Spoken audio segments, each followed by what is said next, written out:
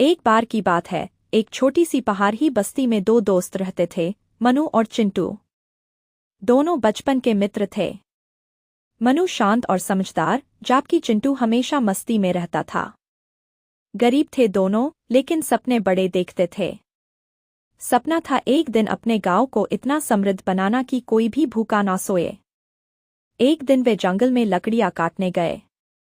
घर में चूल्हा जालना था, लेकिन जंगल में जाते जाते वे रास्ते से भटक गए। थक गए, प्यासे हो गए। तभी एक पुरानी झरना के पास बैठ गए, और वहीं से शुरू हुई उनकी जिंदगी की सबसे बड़ी कहानी। झरना के पास एक चमकदार सा ढूंढ उतरा, जैसे रोशनी की नदी हो। और उसी रोशनी में से एक परी निकली, ना बहुत बड़ी ना छोटी, ना ज्यादा सुंदर, पर उसकी आंखों में कुछ अलग ही रोशनी थी। परी बोली, मैं इन परीलोक की सारथी हूँ। मैं सिर्फ उन्हीं के सामने आती हूँ जिनके दिल में लालच नहीं, सेवा का जज्बा होता है। मनु और चिंटू घबरा गए, पर सच बता दिया, हम कुछ नहीं चाहते। बस चाहते हैं कि हमारे गांव में कोई भूखा ना रहे, कोई बेघर ना हो।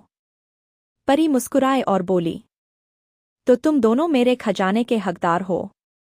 उसने अपने हाथों से एक मिट्टी का घड़ा दिया। देखने में तो एक आम घड़ा था, पर उसमें था एक रहस्य। ये घड़ा कभी खाली नहीं होगा, परी बोली। लेकिन एक शर्त है, इसका उपयोग सिर्फ दूसरों की मदद के लिए करना। जिस दिन तुम इसे अपने लालच के लिए इस्तेमाल करोगे, सब कुछ समाप्त हो जाएगा। मनु और चिंटू ने वादा किया। वापस जाके दोनों ने घड़े से अनाज निकला, कपड़े निकले, दवाई निकाली और गांव वालों की मदद करनी शुरू कर दी। धीरे धीरे पूरा गांव बदल गया। स्कूल बन गया, अस्पताल भी। पर मनु और चिंटू ने कभी अपने लिए कुछ नहीं रखा। एक दिन एक शहरी आदमी आया और कहा, ये सब कैसे? तुम्हारे पास क्या है? चिंटू मुस्कुरा कर बोला, एक परी का दिया हुआ वरदान, जो सिर्फ दोस्ती और सेवा को समझता है। उस रात FIR से वही रोशनी झरने के पास उतरी। परी फिर से आई और बोली, मैं देख रही थी, तुमने अपने वादे निभाए। अब मैं जा रही हूँ।